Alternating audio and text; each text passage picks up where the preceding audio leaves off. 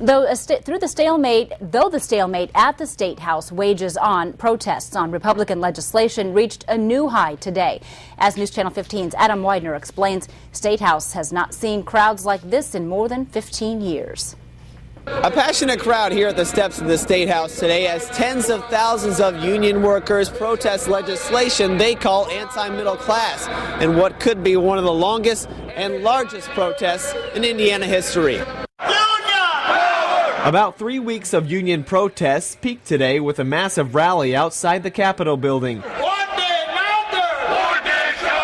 Union workers, teachers, and organizers from around the state rallied against what they call a radical Republican agenda. They're actually going after the workers' rights here in Indiana. Governor Daniels says the Republican legislation would create a better future for middle-class Indiana. Around 20,000 demonstrators voiced a different opinion today, including 18 buses full of Fort Wayne union workers.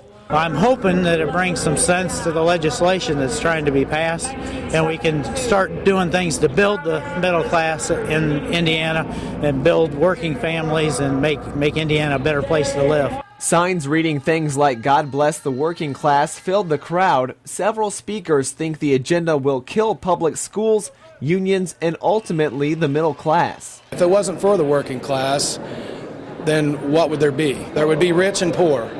And I think that's what they're trying to do to us. Though they represent the views of a minority party, the group had a strong message for House Republicans. You keep on hurting the working class family, you're going to be voted out.